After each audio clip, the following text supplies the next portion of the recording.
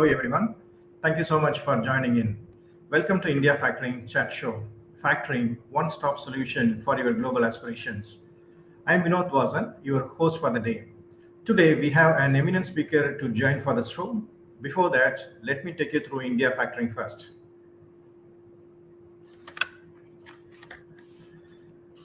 India Factoring offers working capital solutions through the factoring product aimed at converting your receivables into cash.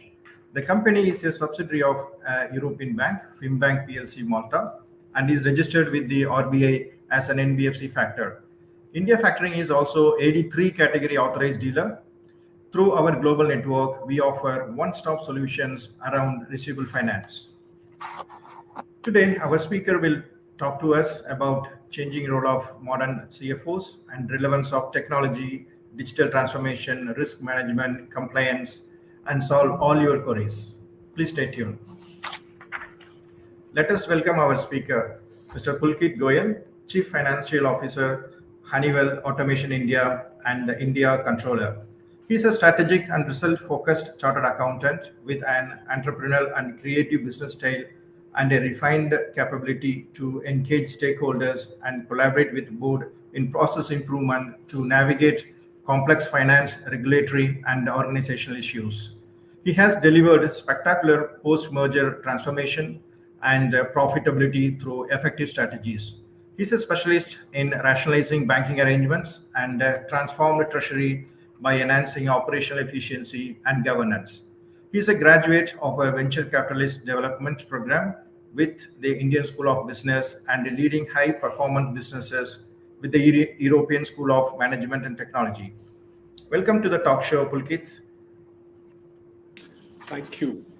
Thank you very much, Vinod, and also India Factoring for having me in this chat show.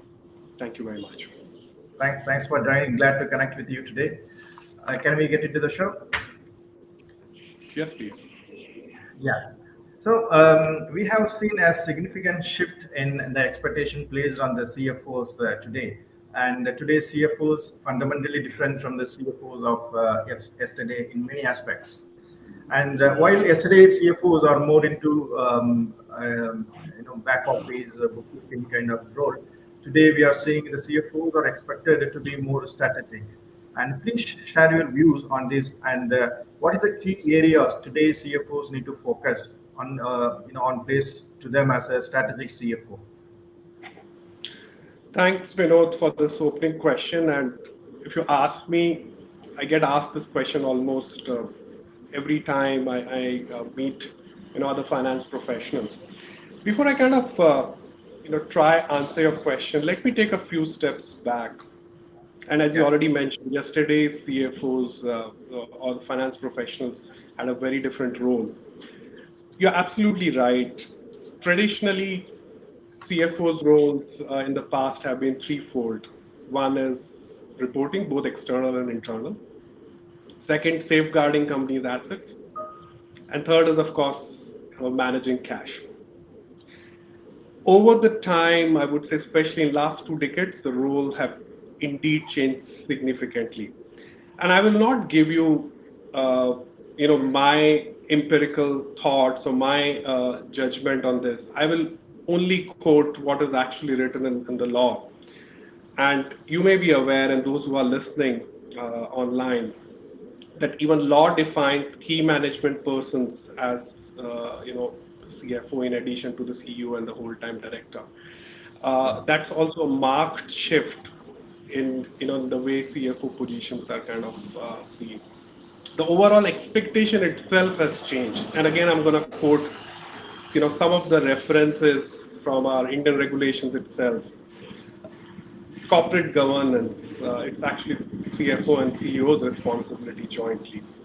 It's required by the Indian Companies Act. In addition, CEO, CFO need to provide a certificate on the financial statements and company's internal financial controls. Related party transactions, if you ask me, indeed require CFO certification. Very recently, effective from last fiscal year in India, our own form of ESG reporting, which is called BRSR, Vinod, Business Sustainability and Responsibility Reporting, has been made mandatory. We have to report as CFOs on SOX, corporate social responsibility, which got introduced around 10 years ago, and also several material disclosure. Now, what all these things mean? If you see all these fundamental and regulatorily required disclosure requirements are actually increasing the scope of the CFO's responsibilities in any case, and that's the reason why, from my perspective, the role has evolved, and the CFOs indeed need to do much more than just reporting the numbers, taking care of the fixed assets, and managing the cash. It's actually the need of the hour, and this basically, from my perspective, is a big change which has indeed happened. In fact, there are discussions which are going on, about the integrated reporting, which is basically talking about more authentic, comprehensive, and meaningful information presentation of all aspects of the organization's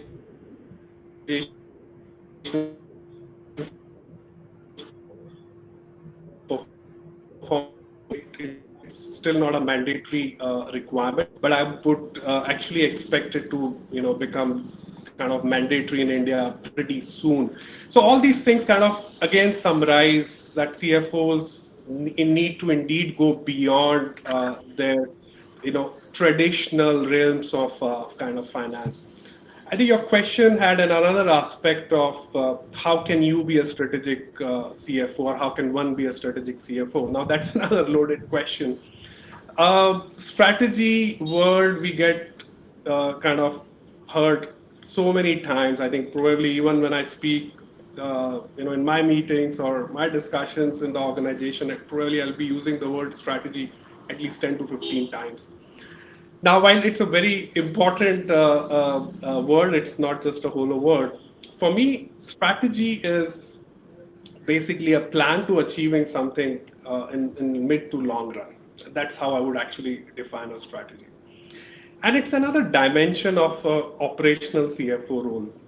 So while the operational CFO role we just spoke of, of course, ensuring a good financial performance, compliances, risk management, etc. But then you have another, I would say, a pillar of your CFO role, which is the strategic CFO role. And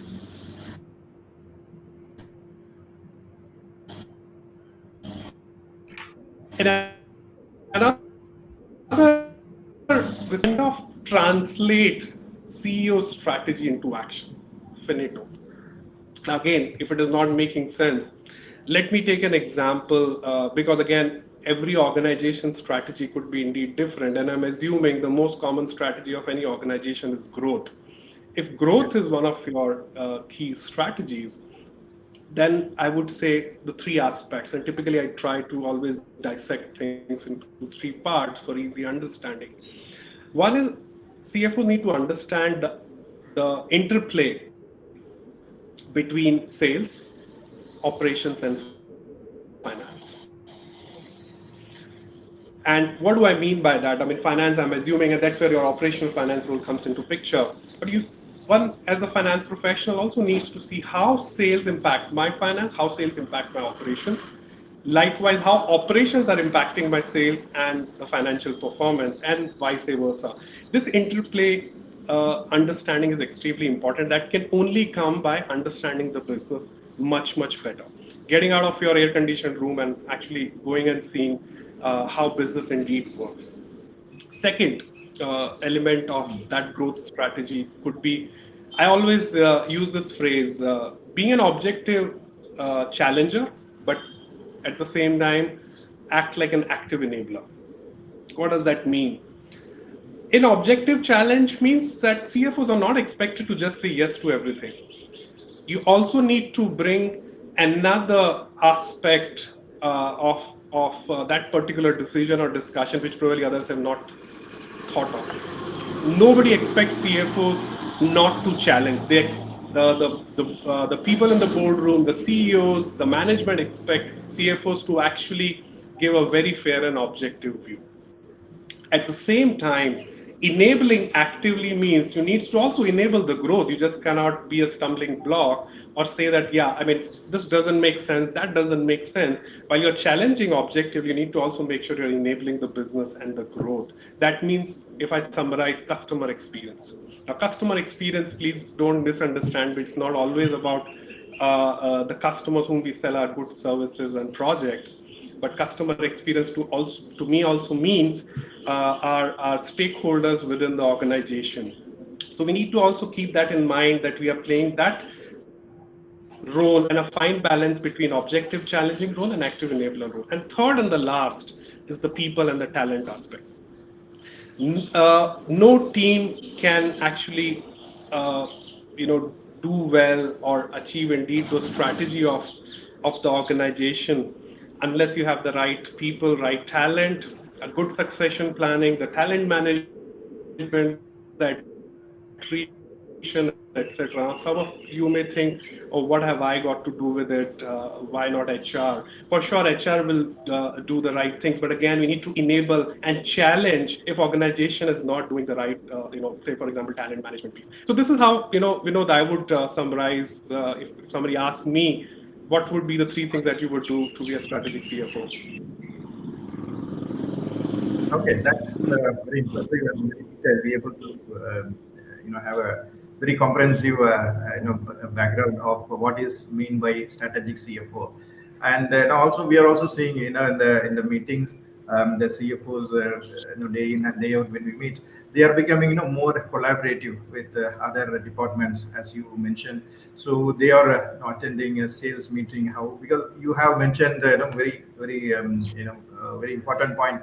So the sales growth is ultimate for any company. So any decisions, they need to work along with the sales and operations, so that the overall objective of the company. So the overall the scope of the CFOs and responsibilities are keep increasing. So we able to understand, they need to keep upgrade themselves to cope up with that. So thank you for that. And in addition to that, then the digital, we are keep hearing this everywhere. Digital and radically reshaping industries, and lots of industries and companies using advanced technologies nowadays.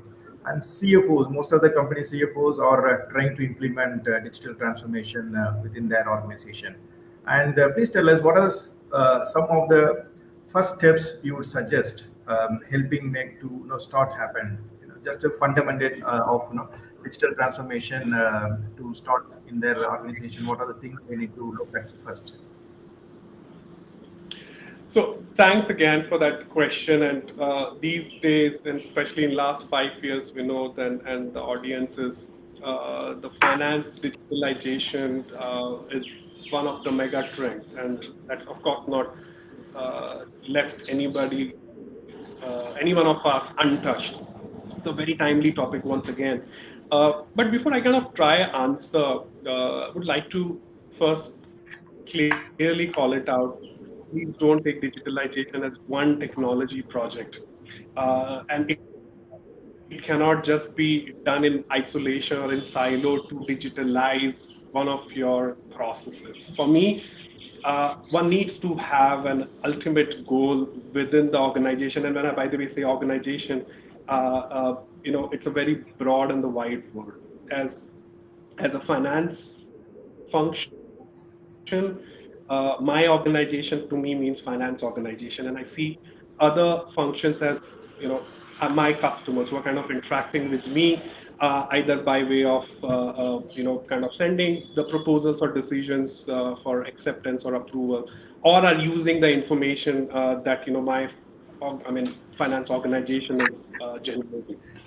So to me, digitalization is basically is a perpetual agility driven a project, and it has to be flexible, resilient, and has to involve whatever the organization demands. So please do not take this project as one of a topic which will kind of address your immediate process needs.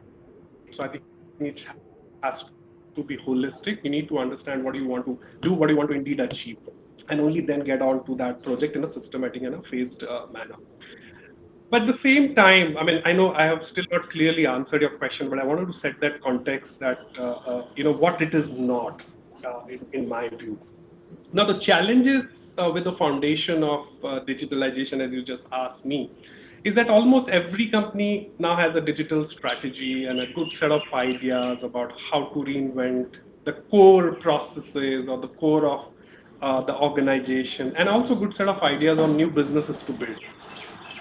Now, the challenges they run into is how to actually make it happen. And there are two blockages that have emerged from my perspective and my personal experience that are really putting a crimp in the ability to execute and implement a digital strategy. The first one is the technology modernization itself. And what do I mean by that? As a finance person, are built decades ago, and in an old legacy system models, that's very hard to adjust. And so we need to indeed think, can we just throw everything out, which is a legacy system, and embark on a digitalization journey without business disruption? No. So this is one choice which indeed organization needs to make, that how are they going to transition from that old legacy system into the new one. That's one part. And the second challenge or the blockage that organization faces are actually the organization itself. Because when I say about that, what do I mean? Is about the linear processes, the way we set our strategy, the way we set our incentives to achieve those strategies, the way we use technology, the way we use people, the interfaces with the customers are completely different. For example, I always like to give that example of the famous digitalization that has happened in our Indian ecosystem, that is UPI. Now just think of it. While digitalization is happening all around us in the form of those UPIs payments, what if we haven't evolved? Will you be able to manage this massive data? Will you be able to manage the information that is flowing into you? How will you make sense out of it? How will you have to, for example, reconciliation to see, oh, who has actually made the payment to me, or who have I made the payment to?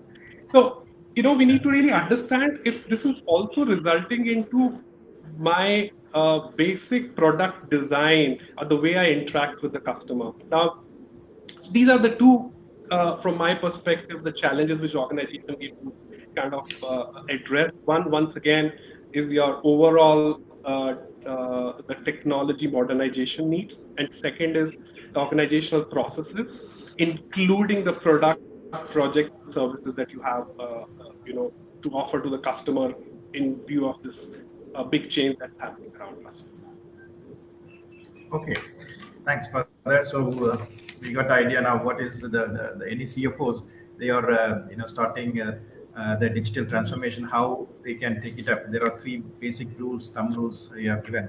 So definitely, we also in our organization we are going through a major digital transformation in the current year, and we have seen, as you mentioned, this is a progress. It's not the one time. We have did some digital transformation 5 years ago. Now we see it is more not updated.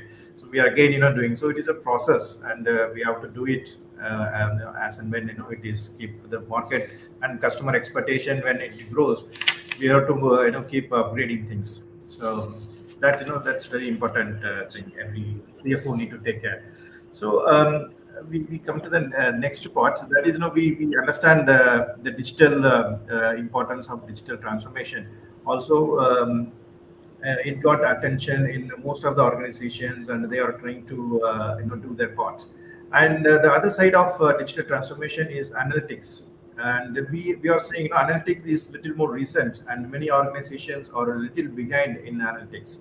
And can you talk about importance of analytics to in CFO's role? Sure. Thank you for that question, Vinod. I think I touched briefly a few minutes ago in your previous question about the UPI and the amount of that data that's around us. Now, imagine every moment a new information is getting created in the digital form, and it's finding ways and means to come to us. Yes, true. Yeah. whether it is the news of the volatile or uncertain world, whether it is economic crisis. I'm probably only talking of the negative things, but because I think only negative things actually immediately get attracted to us. Now, what does this mean? Correct. All these, and by the way, these are the external information, but there are many information which are there internally that we are generating within the organization. And all these things mean that we are surrounded by colossal amount of data, and it needs to be cleaned. And without processing, we are like a blind person walking on, the expressway. Just imagine like this. I mean, if it makes sense to you. And that's where the analytics comes into picture, which tries to bring basically the right information and facts, not opinion. Now, I always like to give some analogy, and cricket is, would be a good example here. I don't know how many of you are aware that the cricket commentators who are, of course, on the screen are, of course, the one who, are ones presenting the information on the real-time basis to us. But do you know that while, of course, they use expertise, they also do their own pre-game research, but they also have a team of statisticians who are tracking the game on a real-time basis and providing a whole range of fast and reliable data, feeding them immediately so that they can deliver more engaging, informed, and a quality commentary. This is exactly what I think of analytics when it comes to data. I hope it makes sense to you. So think of Yeah, yourself as a commentator, and then you need, of course, somebody who can make sense out of that massive data. That's what is analytics. absolutely. We got it. So that's very important aspect. Definitely, digital transformation analytics both are key things they need to take it up the current situation. And we have an audience question from Mushkin. And what is the importance of sustainability in its financial decision making process? How does a company prioritize sustainability in its financial decision making process? That's a very good question, and thank you for asking this, Muskan. I see your name here, so thank you once again for asking this. Now, I spoke of in my opening remarks about the ESG, or our Indian version of ESG, as BRSR. Now, that reporting in itself means that sustainability is one of the critical topics for us, and how we can impact, or kind of as a CFO contribute to it. There are multiple ways from my perspective. So let me take an example of the suppliers with we engage. Now, when we talk of sustainability, it doesn't just apply to us. Of course, as an organization, each one of us are doing and have our own sustainability strategy to become net zero. I mean, everybody has taken a pledge to be net zero in next 5 to 50 years, depending upon the scale of their businesses. While we are doing that, it's also our responsibility as large corporates to see, and taking that vendor's example, how do we also make sure that our sourcing is from those sustainable sources as well, or vendors are also indeed enabling that sustainability objective. And this is where, again, CFO's role will come into play, where again, as an objective challengers, we start asking those right questions that Mr. or Miss CPO, what are we doing? How sustainable is our sourcing? And the same thing applies, from my perspective, to the products and the services and the projects that we are selling to the customer. How sustainable are they? And what is our plan? And is there a possibility to kind of advance the sustainability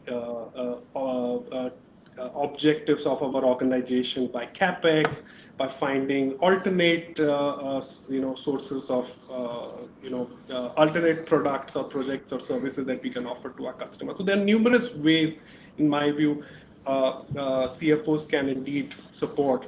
My suggestion here would be, I think, to start, as it's a very wide subject, and it would be really incorrect on my behalf to say that I can actually decode everything on this short call of an hour.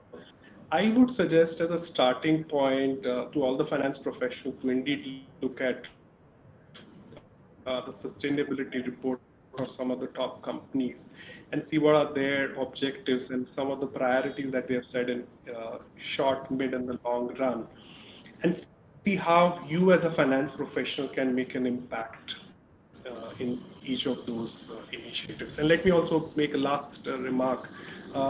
The ESG or BRSR, while of course the S part of ESG getting the maximum leverage and the maximum attention, but BRSR slash ESG is more than sustainability. It's also about our corporate social responsibility, and it's also about governance and compliance.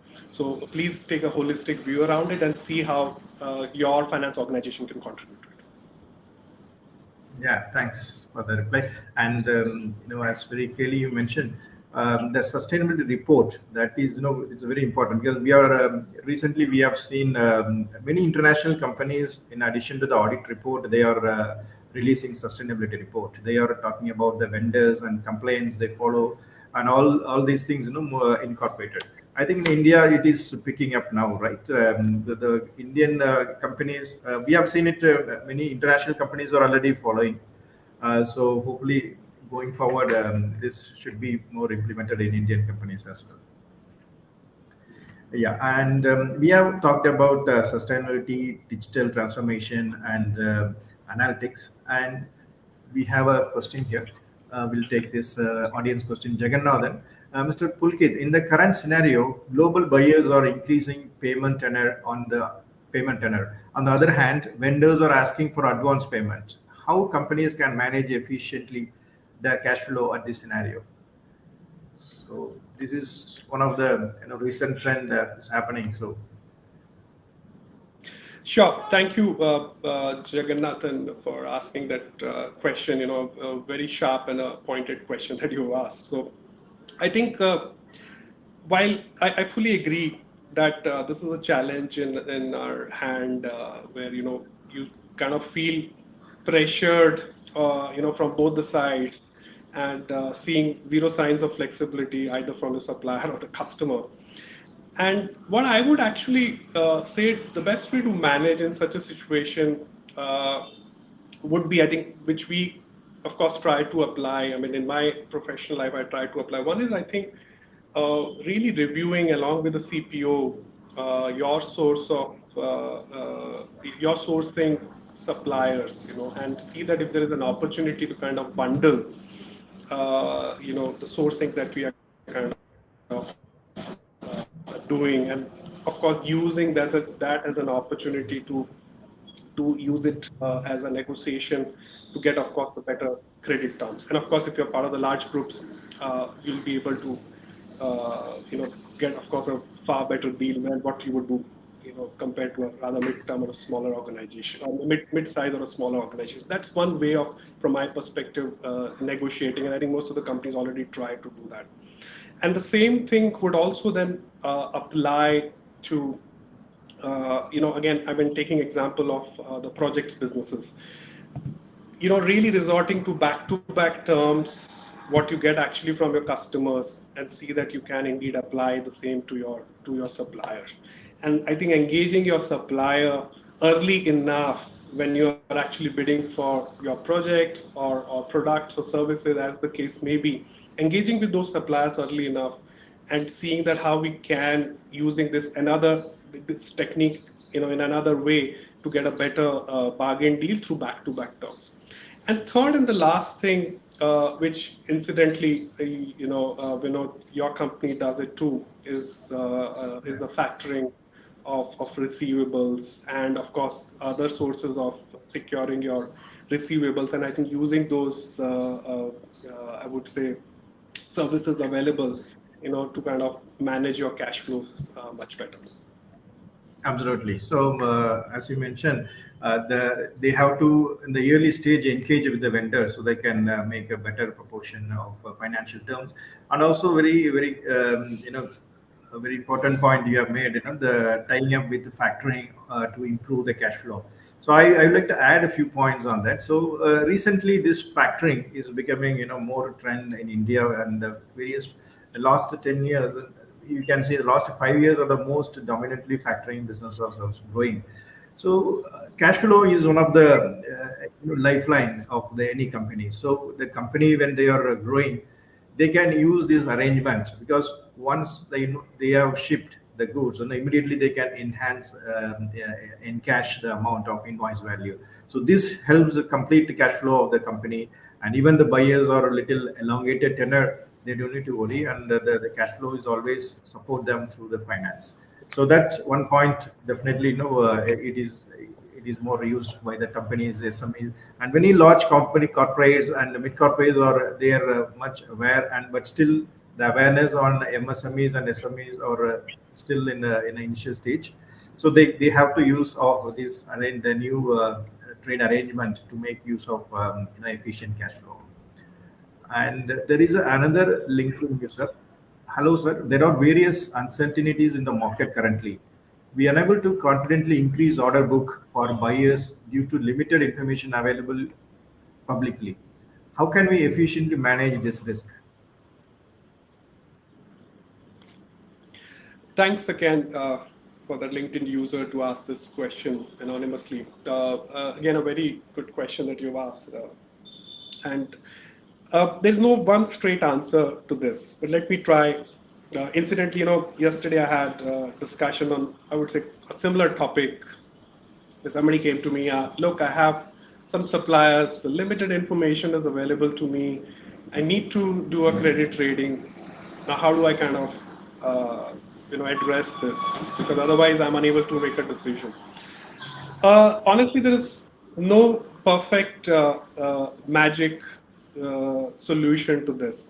I think there are a couple of ways the way I kind of try to deal with this. One is, of course, the external information available from such credit service providers, where you can, of course, try to match that information and see. Of course, the public information is limited, as you mentioned, but maybe you would like to then explore the opportunity or options of getting the paid information. That's kind of one way of doing. Second, which I always like it very much, is your own experience. Nobody will be able to ever mitigate 100% of the risk in the businesses. Uh, so there are many cases which come for renewal, and there was one such case yesterday as well. The first question that I asked, I get it that Messrs XYZ credit ratings are not available. How long have you been in the business with the supplier? The answer was many years. Then I think you have already the enough data and the records with you Yeah. to kind of decide. In fact, I turned the question to the person to ask, okay, now tell me, how do you feel about dealing with that person? It need not be a feeling. Please present the data or information to me. And of course, I mean, by dealing with those suppliers, you have certain patterns and experiences. And that's another way, from my perspective, to draw comfort. And of course, the third and the last, where you may say, okay, I get it, but what if I'm dealing with someone for the first time? I think there, what I would kind of do it if I were in your place, have face-to-face meeting with the person, try to collect as much information as you can about their financial data. Of course, assuming that there is no public information available. I think also try to get references of that supplier, and maybe have your own credit checks done with these information. Start small, build your own experience with the supplier, and I think then kind of build on that extra credit. I think that would be, from my perspective, the best way of doing. Okay, thanks, Pulkit. Also, I would like to add a few points from the buyer risk perspective. Factoring is, we discussed in the previous question, this is offering a more cash flow solution for the companies. In the meantime, the non-recourse factoring offers buyer default protection as well. So in the non-recourse factoring, this is done through two-way factor arrangement. There are counterparty banks available in the buyer's country. They will do more assessment in deep, and they understand the buyer and many language, time zone related challenges they can manage efficiently for the collection and other parameters. So we are seeing the large company, they are much affordable to have a to paid access, or they can send people to assess buyer and various things they can do on the buyer assessment. And when it comes to SMEs and MSMEs, spending cost, how much they can do on a buyer assessment is really challenging. So, and so these kind of factoring arrangements under non-recourse, it's completely take care of buyer risk. And once the exporter sells the goods and encash the invoices by assigning to factoring company provide 100% protection on the invoices. So these are the recent developments. They can make use of it so that the cash flow is improved in one hand, and other hand the receivables are completely secure. So this is one of the benefits, and they can use of it. And we are having another audience question. This is from Naresh Bhatia. What challenges or obstacles have you encountered in implementing sustainable practices within your organization?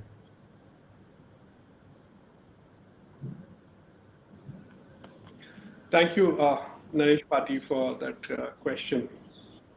I think first, let me again give basically three uh, answers to this because there's no one straight answer. So the first one for me is the data itself. I think the availability of data on the sustainable practices sometimes indeed gets limited. It's not that it's not there, but indeed those information become quite limited. So again, going back to some of the questions which Vinod asked, the amount of data that's being available to you, you need to see how you analyze and see that what part of it is. I mean, it has to make sense and be relevant for your sustainability topic here. So that's one that I can immediately think of. Second is the understanding in itself. People tend to not understand the sustainability. It becomes indeed, it's not that they don't want, but it becomes, from my perspective, a very, very big and a broader topic.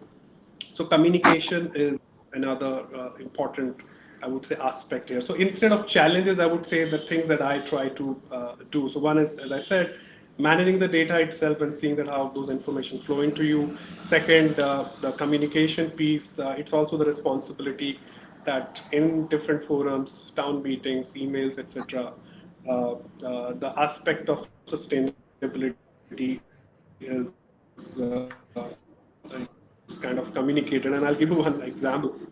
Once I ran a poll in one such forum, and I asked, what does ESG stand for? And I gave four choices.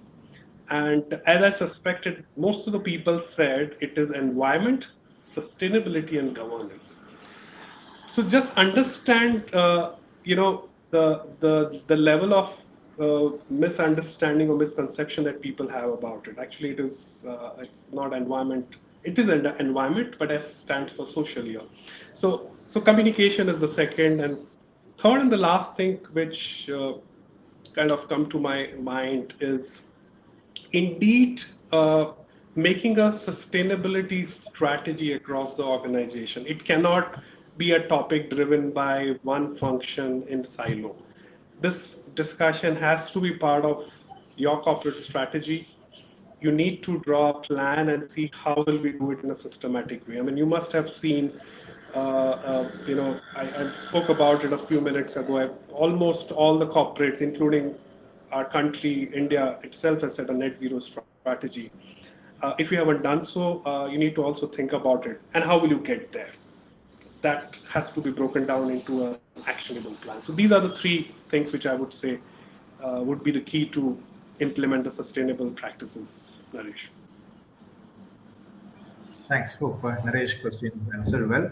And we have another audience question from Sweta Bharti. What are the top three areas you are looking as a CFO perspective to improve your company overall profitability? Uh, so first, let me try, make a statement that see, whatever I'm talking about is not specific to my company, and I'm here sharing my experiences, whatever that I have learned in the last 17 years of professional career. So please don't link my answers to what's happening inside my company. So I'm just sharing in general how would I approach kind of these topics. So to address this, I would say challenge or target of overall profitability, I would again kind of bifurcate into three parts. I think one is common data, really getting the right information and using the analytics, digitalization, and see how kind of this makes sense to you. And to kind of try to get a little bit deeper into the topic, uh, for example, when we speak of, let me take example of say receivables. Now, sometimes it's kind of possible that you see that your receivables are indeed not collected, and we tend to look at traditionally the aging of the receivables.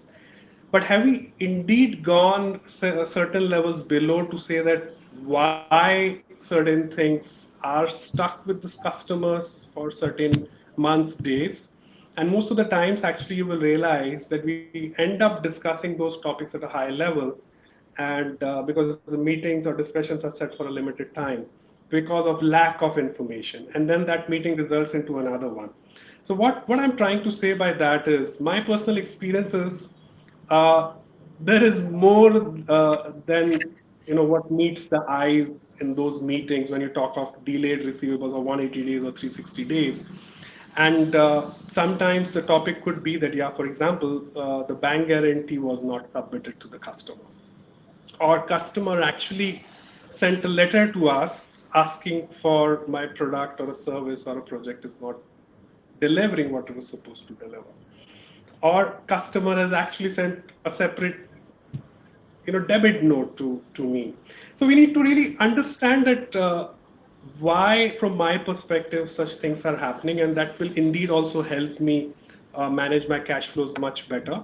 And so this is one way and you must be thinking about it, how do I link it to profitability? The simple reason is, for me, customer cash is the best cash, right? So I would also like to see if I get my cash on time, then it indeed helps me reduce my interest cost as well, and of course use it for plowing that money back into the company. The second thing is about finding the profitability island.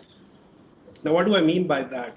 Sometimes you notice that there are, especially this happens in the large or mid-sized businesses, that the performance of uh, small businesses actually gets overshadowed by the ones which are big. So need to find those, for me, are profitability islands. Sometimes there may be some mini startups in your own organization or businesses which have started something new and it remains unnoticed, and see that how you can extend the support to flourish that small startup business within your organization and identify those profitability islands. So again, to summarize, number one, data. Number two, finding those profitability islands. Third, and the last, is the scale. I think we need to also somewhere see that how we can bring scale in the business, and that's where comes the growth mindset. And CFOs need to see how they can leverage their fixed costs, the resources that they have built, bringing more efficiency, of course, on one hand, but also trying to get the benefits of large scale by leveraging the fixed costs. I think these are the three ways I would say I address profitability question in my mind. Okay, that's great. So it's very interesting.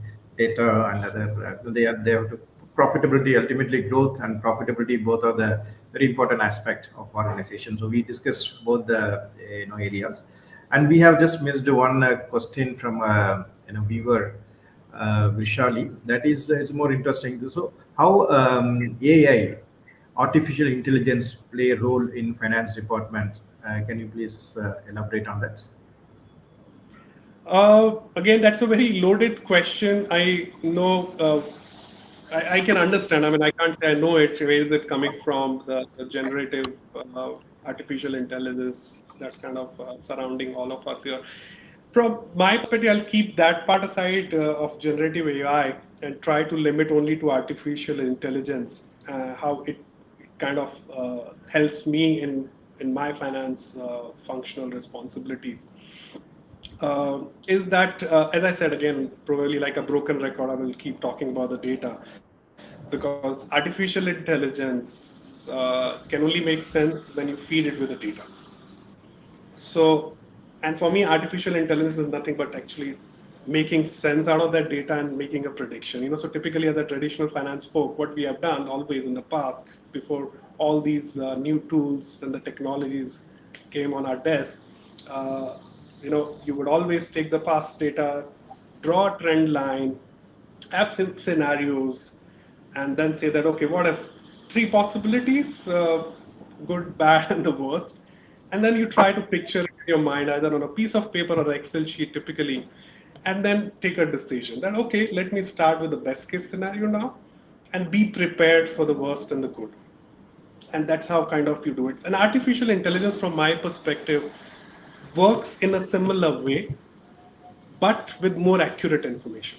Now, just to give you more concrete data, what do I mean by that? And again, I like to always link to the statements that I made or the questions that were asked in this forum, because then it kind of gives much better perspective to you. Now, let's take one of the questions that got asked here about the supplier's credit check. Now, just think of it. I mean, we were talking about the experience of dealing with an ex-supplier. Think of it if you can bring AI element into it, and then try assess the credibility of so-called credit check of the supplier. Now, what I mean by that, again, you may be thinking, yeah, but what will I feed? I will still feed what I have. Absolutely right. But then think of it. What if you want to link it to some of the social media platforms, to some of the news feeds that are coming online all the time, collecting those data and again making some sense out of it, and then let AI predict that, okay, what did I get? Was there any adverse news in the social media platforms or on the Google search engines, etc.? And then that will kind of constantly keep on feeding you and immediately alert you before you take any kind of further step to enhance the credit limit or have more business with them. I hope it makes sense to you. I wanted to give that practical example, and that's exactly the way for me AI helps me, bringing those perspectives and insights, which if I do it manually could indeed take a lot of time.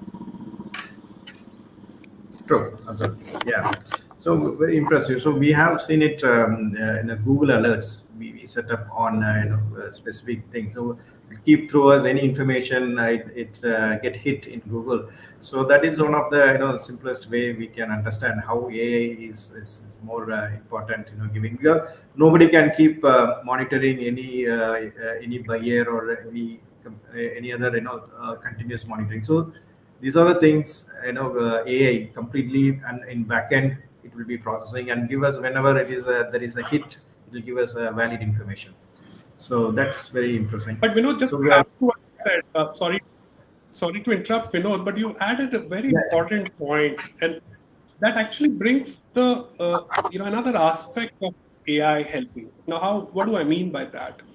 When you talked of those alerts which actually throw up in your email box on a regular basis, now imagine the chances of you missing those alerts or taking some action. And I'm only talking of the human mistake. Yeah, actually, I read it, but I forgot. Now imagine if yes. you're feeding those information systematically in a tool which is constantly processing and making sure you're not forgetting. Again, the issue here is we are flooded with information. We are flooded with a lot of data, even in our email box. Forget about the information outside. So this is how you can channel those right thing and make an informed decision. Sorry, I interrupted you, but I thought to add this point. No, that's very valid. No problem at all. Okay.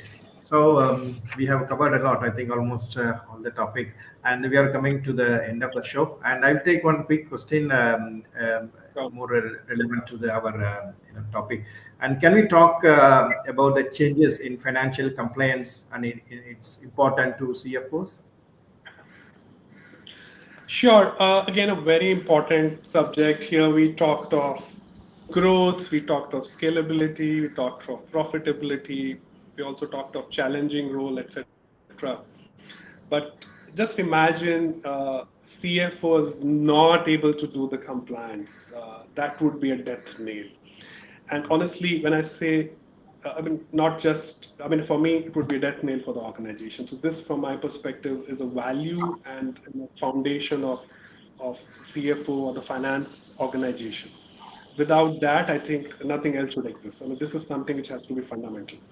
Now, when I say compliance, I am not restricting my meaning of compliance to paying taxes on time, to comply with just the laws and regulation that kind of apply to you. For me, they are, and here for as an exception, I will have actually more than three answers to this. One is uh, so to me, compliance again needs to be formed as a strategy, just like how we would do a digital strategy or a sustainability strategy. From my perspective, it's high time that every organization has its own compliance strategy. Now, what would it entail? So typically for me, it would have approximately like typically 9 elements of a very good compliance strategy. One, it has to be an integral approach. Please don't make compliance only a responsibility of CFO or a finance function. It has to be organization wide. It has to be integrated in each and every process that you build.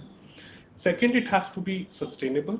It has to be embedded, and we need to also make sure that it is the kind of uh, through regular communication, integrity, and compliance are indeed talked of in the organization. Third, it also needs to communicate that there is a specific strategic value add for the organization to follow a compliance strategy. It is not just because we want to do a check-in box. It is a fundamental of every business that we do. The fourth element is kind of create a comprehensive compliance program, which will, of course, include the famous 3 lines of defense. The first line, including the function owners itself. Second line, talking of our internal control and the compliance function. And third is, of course, the audit. Make sure that that comprehensive compliance program is working effectively. That will also give you, as finance professional, a reasonable comfort that these systems are working, and any unpleasant news are actually coming to your desk as quickly as it can, because that will give you more time to deal with it. So that's why it has to be very comprehensive.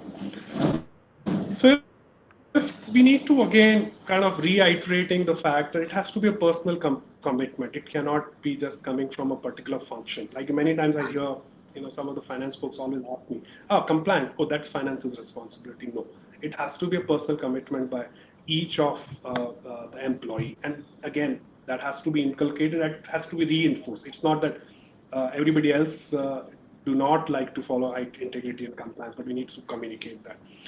And that can be done, of course, through communication, penetration, etc. And the last one, there has to be a practical and solution oriented approach in the compliance strategy. It cannot be, yeah, okay, if we go take that path, we run the risk of getting non-compliant. Yes, but what's the solution? How do we need to be in the business, we need to do the business. What's the best way that we remain compliant and company still achieves the scale and the profitability? So that's the way I would, Vinod, describe the importance of compliance for a finance function. Okay, that's great. Okay, I think it's a very big, vast area. Complaint. I think we need to have a separate chat show for more focused compliance. And I have seen it. Sure. Some of your you were posting. Compliance is not just following rules; it's doing it right. So I think it's one of your favorite topic. So definitely, so we have a very detailed discussion on all aspects within the time frame. Be able to manage most of the areas. And thank you, Pulkit, for taking your time in your schedule to come to our chat show and sharing your insightful thoughts on technology, digital transformation, growth, profitability, all the queries related from audience and risk management and finally complaints as well. So it's very informative. I think most of our viewers got benefited out of it. And thanks for joining with us. Thank you once again, Vinod and India Factoring, and also thanks to all the audiences for joining and tuning in. Thank you very much, and look forward to see you again. Thanks a lot. Have a great day. Thank Thank you you. all. Thanks. Thank you all. Hope all your questions were answered. If you want to know more about India factoring, you can log into our LinkedIn page, Facebook, or alternatively, you can check out our contact numbers available in our website, and you can reach out to us directly. I'm signing off. We'll be back to an interesting chat show with a new topic. Until then, bye bye.